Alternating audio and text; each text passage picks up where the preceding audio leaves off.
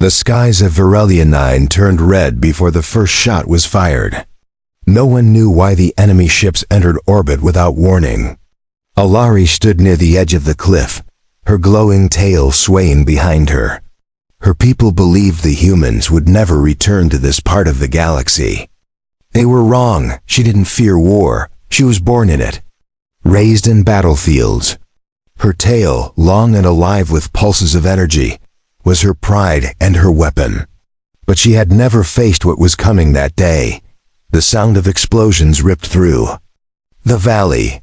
The enemy drones were faster than anything her people had seen. Alari leapt into the air, spinning through the smoke. Her tail lit up, smashing through a wave of machines. But then, something sliced through her side. It wasn't a bullet. It wasn't a blade. It was a pulse weapon designed to target only one thing, her living tail. She crashed into the ground. The pain didn't hit at first. Then came the scream. Her tail lay twisted behind her, severed, pulsing weakly until it dimmed. Her connection to it vanished in a blink. It was gone. Her mind spiraled. She had lost more than just a limb. She had lost part of her soul. The enemy vanished as quickly as they came. No message, no reason, just silence and ashes. Alari lay in the medic bay, her once strong frame now quiet. The doctor said she would live. But they couldn't rebuild what she had lost. Her people mourned for her, not because she had fallen, but because she had always stood taller than the rest.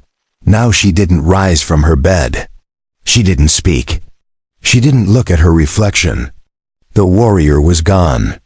Only a hollow shell remained.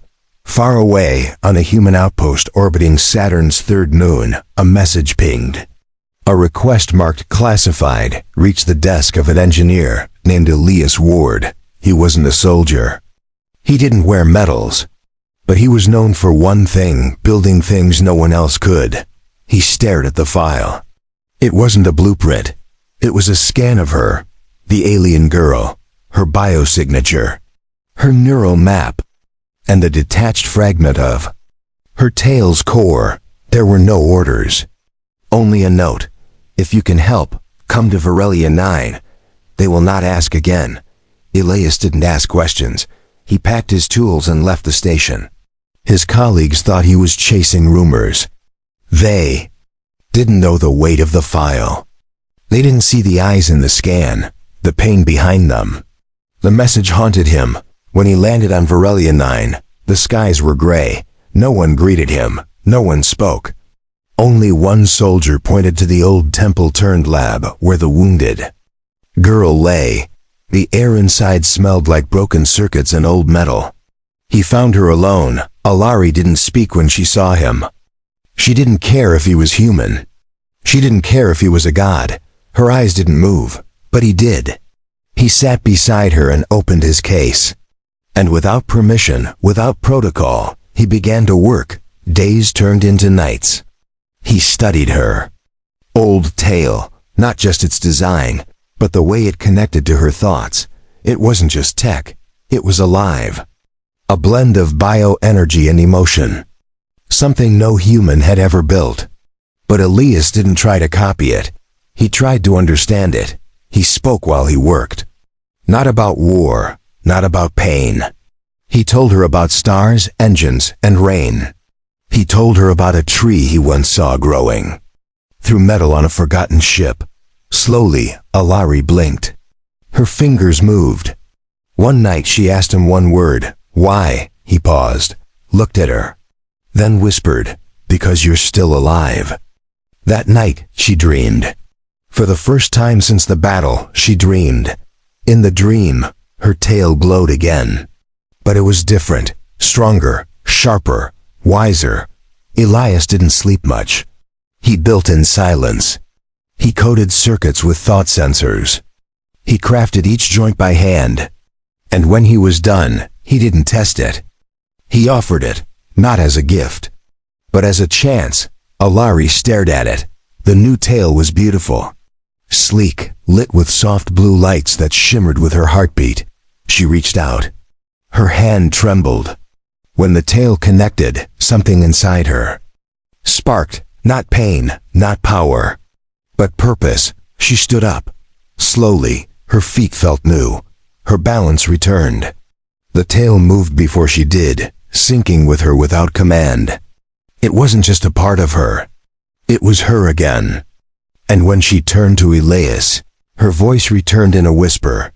"You made me whole." Alari walked through the old temple halls for the first time since the battle. Her new tail moved with perfect control, smooth, silent, strong. It wasn't the same as her old one. It was better. It didn't just respond to her body. It responded to her thoughts.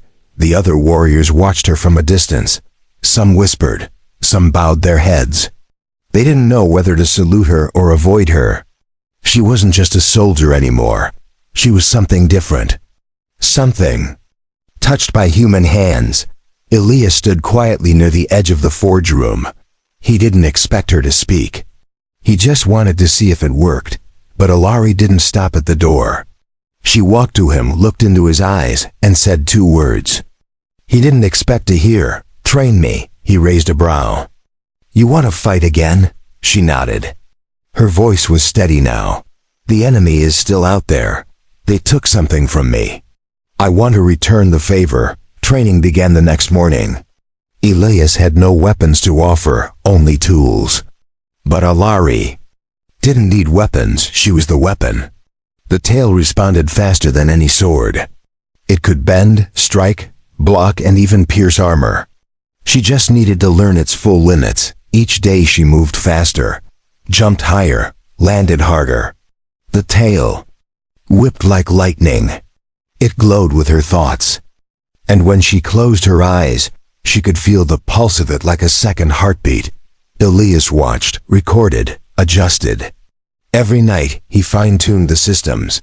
One night, as she practiced alone, the old general entered the training dome. He was the one who had declared her unfit for duty. He had buried her name in the records. He watched in silence, arms folded, face unreadable. When she finished her drill, she stood still. The tail coiled behind her like a serpent waiting to strike. The general stepped forward and circled her like he was studying a new machine. Then he asked, "Are you still one of us?" She didn't answer with words. She raised her hand, and the tail struck the air beside him with blinding speed. It stopped an inch from his neck. The lights flickered from the force. He didn't flinch. He just nodded once and left the dome. Word spread fast.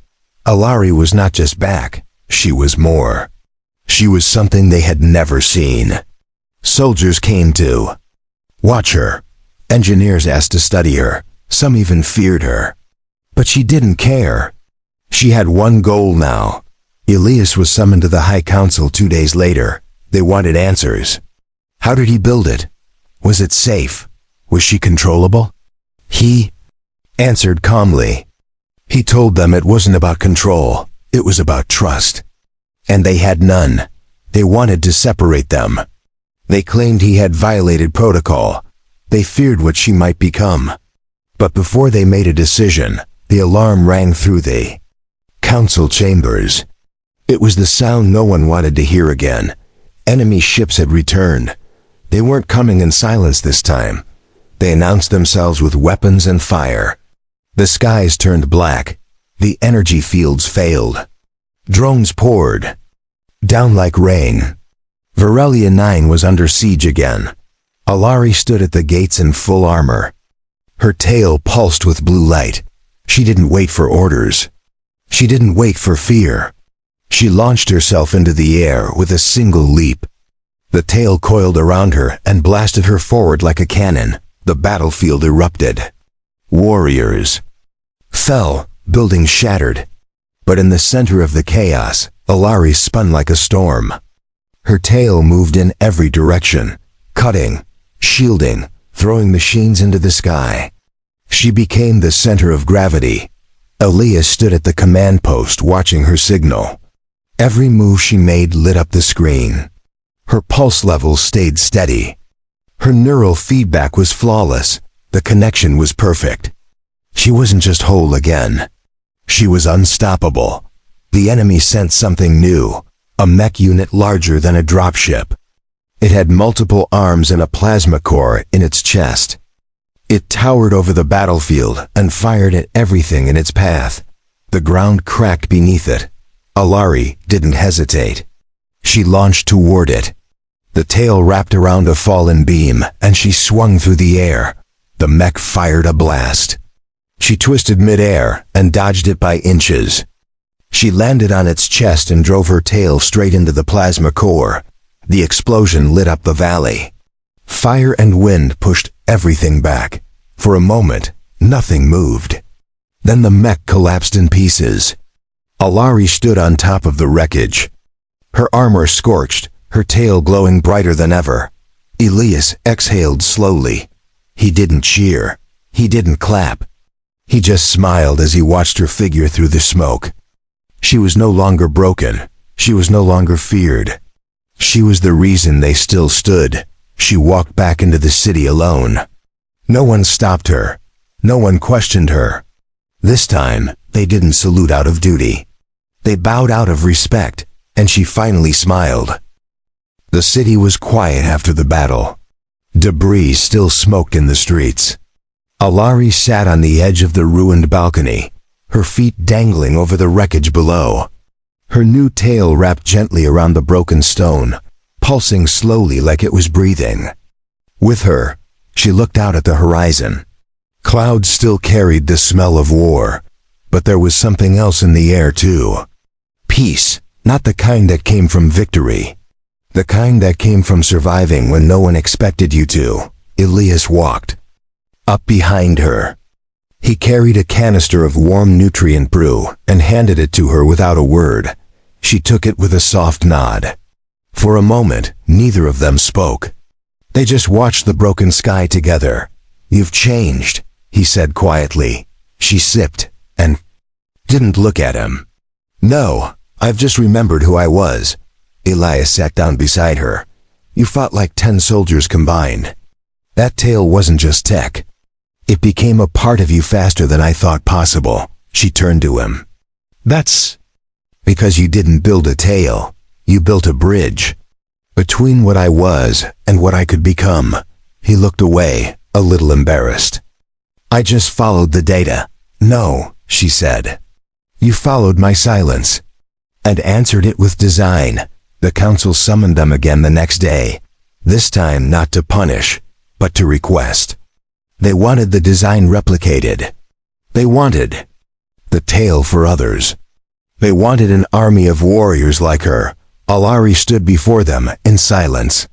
She listened to every request, every demand, every plan. Then she spoke clearly and without pause. "No, this tail belongs to no one else, not even me. It belongs to the moment it was made. And that moment cannot be repeated." The council didn't understand. They called her selfish. They said it was a betrayal, but she didn't argue. She turned and walked out. Elias followed without needing a reason. He knew she wasn't protecting a device. She was protecting a truth. That night, they left the city together. No ships, no guards. Just the sound of leaves and wind. They stopped at a hill outside the ruins of a once-forgotten village. Elias started building a campfire. Alari stood silently, watching the stars blink above them. "You ever going back?" Elias asked. She shook her head. "Not until they stop seeing the tail and start seeing me again." Elias smiled. "Well, if you're staying out here, you're going to need shelter and power and a forge. Are you offering to stay?" "I'm offering to help.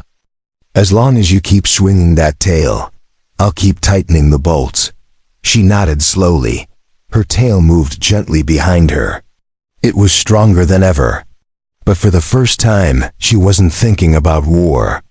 She was thinking about building over. The next few days, they turned the old village into something new. Not a home, not a base. Something in between. A place where broken things were allowed to become beautiful again. Elias repaired a solar array from a crashed drone. Alari built walls from fallen met plating. They carved out rooms, set up power grids, and installed quiet lights that glowed in soft waves. It wasn't advanced, but it was enough. Other outcasts began to arrive.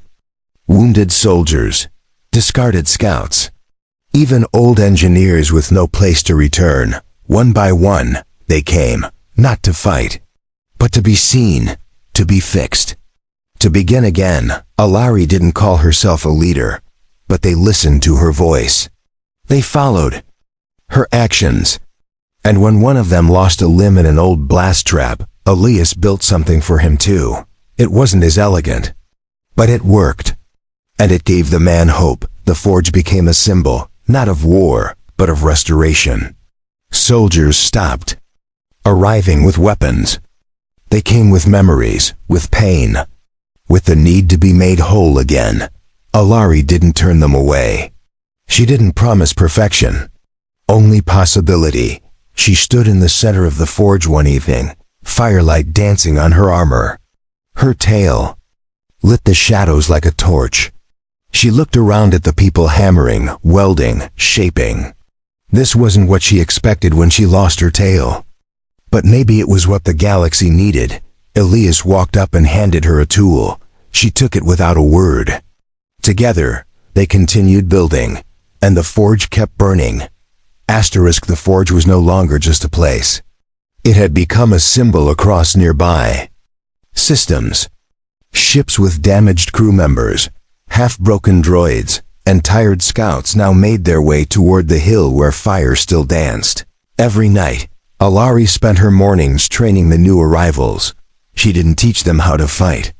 She taught them how to move again, how to trust their bodies, how to reconnect with what was lost. Every swing of her tail was not just power. It was memory turned into motion. Elias worked deep in the forge, his hands never still. He rebuilt legs from shattered alloy, arms that hummed with gentle current. One girl, born without a voice, left with a throat modulator that sang every word. She thought. No one called her broken anymore. A scout named Yarek arrived after a storm. He had no arms left, only scars and fury. He said nothing for days, just watched. Then one night, he whispered, "Can you make me feel like her?" Elias didn't promise, but he tried. Alari stood beside him while he built, not to help, but to remind Yarek that he was still seen, still counted. When the arms finally attached, Yarek cried for the first time since the war ended. Not all arrivals stayed. Some came for repairs and left again. But each one took a part of the forge with them, not just metal, not just upgrades, but a belief that even the shattered could shine again. The galaxy was changing. News from distant worlds told of rebellions, governments rising and falling, new threats growing in silence. But none of it touched the hill where Alari and Elias lived. Their war had become something else. A mission of healing. One morning, a strange signal reached the forge. It pulsed in patterns, not language. Alari and Elias studied it for hours before realizing it wasn't a message. It was a call for help. The location was deep in uncharted space. Alari didn't hesitate. She stood and said only one thing. "We go." Elias didn't argue. He closed the forge for the first time in months. Yarek and others watched them pack their gear. No one asked questions. They understood. When something breaks, someone must answer. The ship was old, but strong. Alari's tail curled against the seat, steady and alert. Elias piloted through asteroids and strange clouds of energy. The signal grew louder with each hour. It came from a moon covered in mist and ruins. They landed at dusk. The world was silent. No birds, no machines, only wind. As they walked through broken towers, they found strange markings. Symbols neither of them recognized. But the feeling was clear. This place had once been alive. At the center of the ruins was a sphere. Not metal, not stone, something between. Inside it, a girl lay in stasis. her body wrapped in faded armor.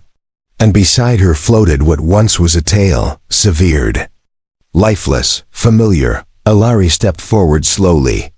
The girl looked like her, not the same face, but the same blood. A sister of her kind, lost long ago, forgotten by her people.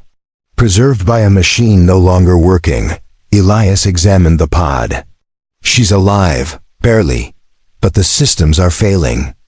If we don't act now, she won't last another day. Alari looked at her tail, then at the girl. She needs it more than I do, Elias hesitated. It's bonded to you. If we remove it, you might lose more than function. You might lose everything we built. I know, Alari said calmly. But this was never mine.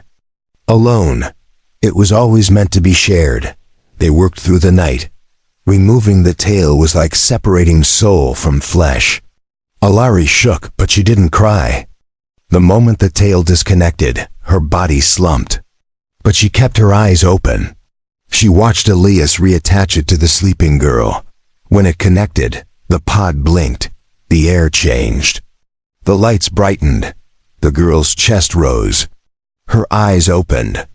And for a second, the ruin seemed to breathe again. Alari fell back, her body weak. Elias caught her. You did it, he said. No, she whispered.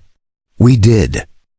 The alien girl gasped as the energy surged through her spine. Her eyes flickered from dim to bright, like stars waking in the sky. The tail twitched first, then wrapped slowly around her waist as if recognizing its new host. She sat up, dazed, but aware. Her hands trembled as they touched the glowing segments of the tail. Her lips moved without sound until finally a word escaped. Where am I? Alari smiled weakly from where she lay, her body still recovering. You're safe now. The girl looked at her, confused, then slowly crawled over and placed her hand on Alari's chest. You gave me this, why? Because someone gave it to me when I needed it most.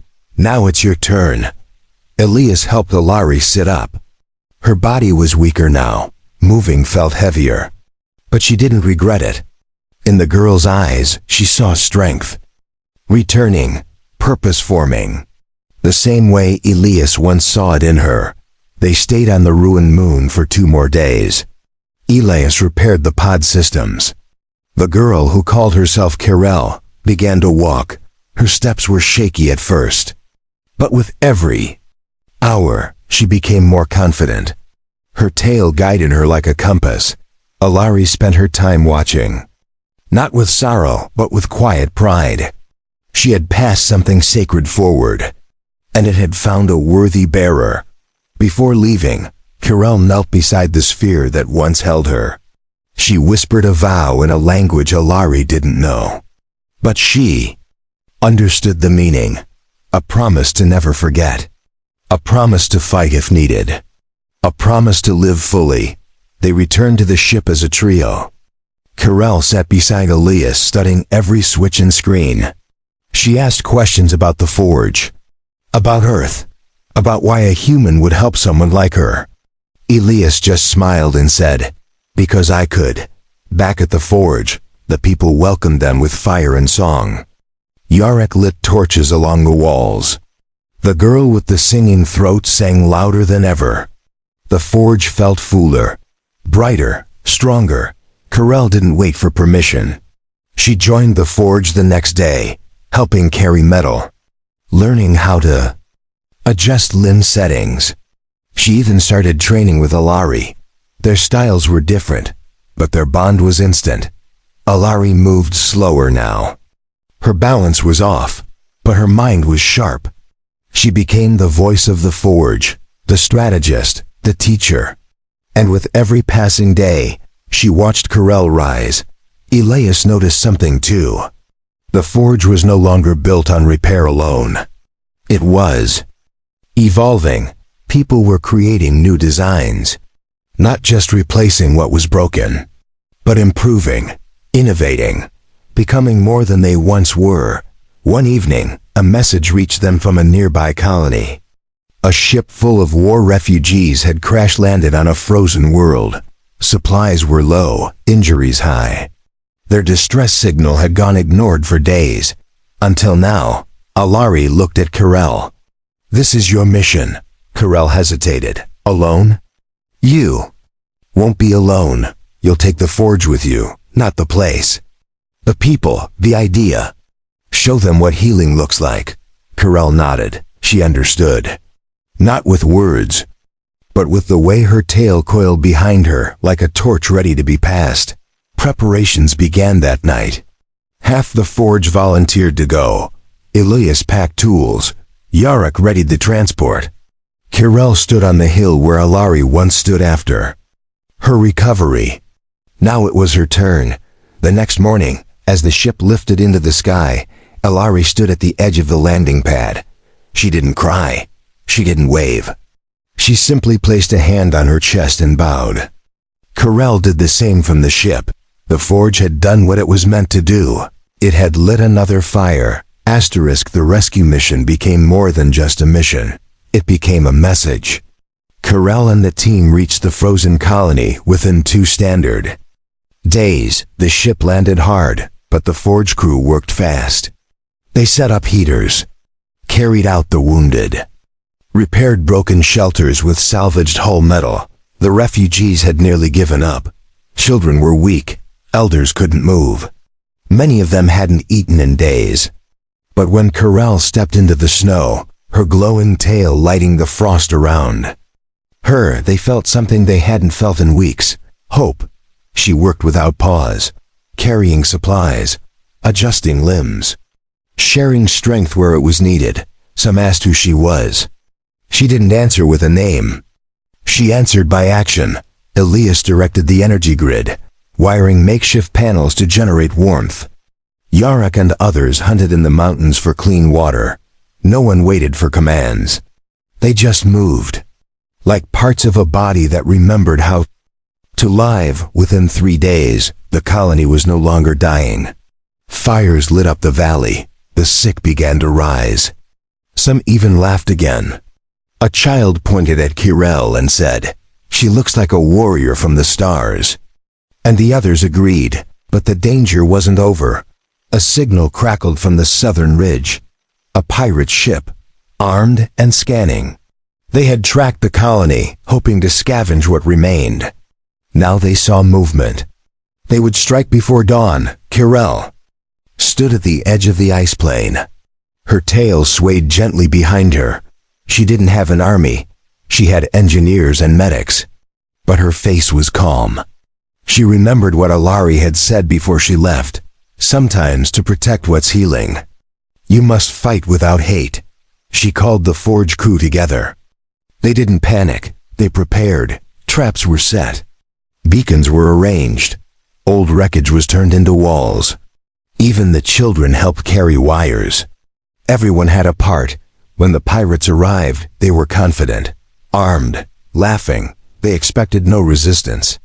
But they found fire in the snow, a forge lit in the frost. And in the center of it all, a girl with a glowing tail waiting silently. The first wave charged. Kirel didn't move. She waited, measured. Then the tail struck like a blade of light. She moved between them with grace and fury. She disarmed. Disabled, never killed.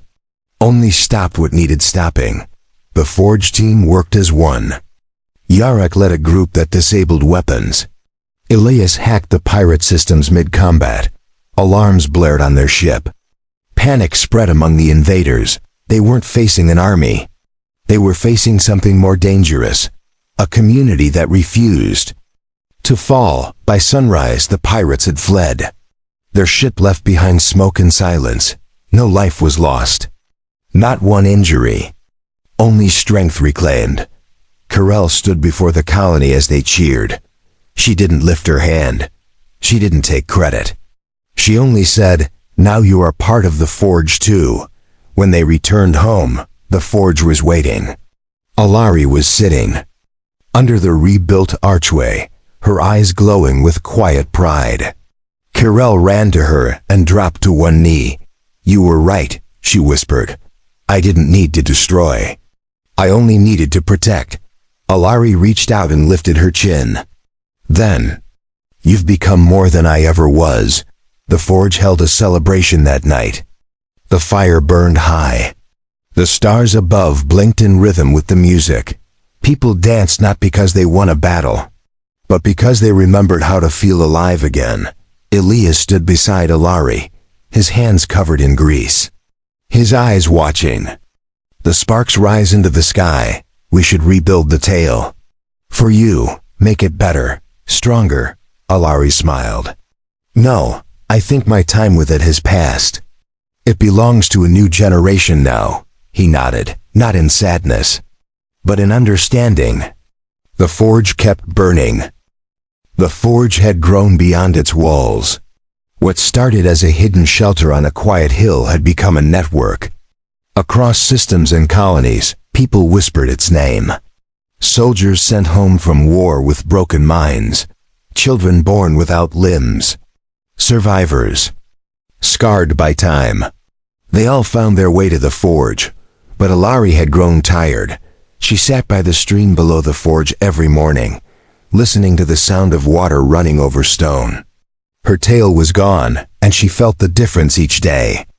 Her balance, her speed, even her stance had changed. Yet she had never felt more complete. Kirel led now, not as a warrior, but as a guide. She trained the young ones who arrived afraid. She showed them how to move, how to heal, how to understand their strength. She carried the legacy without seeking glory. Elias continued building. His hands older now, slower, but more skilled. He taught others, passed on the craft. Machines no longer frightened the people. Technology became their ally, not their master. One evening, a strange ship landed near the outer fields. Its hull bore no mark, its language unreadable. But Alari stepped forward without fear. The creature inside was tall, armored, silent. It removed its helmet and revealed skin laced with burns. He dropped to one knee and placed a box before her. Feet, when opened, it revealed a shattered tail. One of their own, ancient, cracked, blackened by war. The warrior raised his head and whispered, "She was the last of my line. I failed to save her. Can you?" Alari didn't speak. She took the tail and turned to Kirel. Kirel accepted it without hesitation. "We'll try." The forge lit again. Elias worked with Kirel late into the night. Alari guided them with steady words. Not instruction, wisdom. Each wire laid, each spark formed, each pulse tested, until the tail no longer hummed with death, but with new beginnings. The warrior stayed in silence, watching from a distance.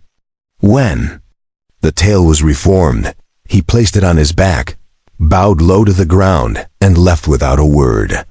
The forge had given him closure. Days turned into seasons. The forge continued to burn. New faces arrived. Some stayed. Some left to start forges of their own. But they all carried the fire with them. One clear morning, Alari stood by the edge of the forge and looked out at the horizon. The wind brushed her face. The forge below echoed with laughter and steel. Kirel waved from the courtyard, a young girl beside her learning to balance her first tail.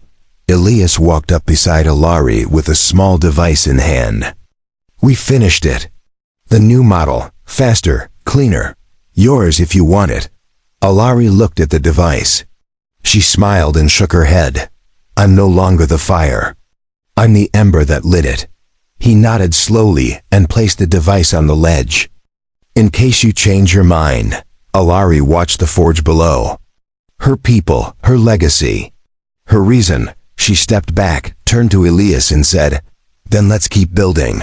And the forge kept burning.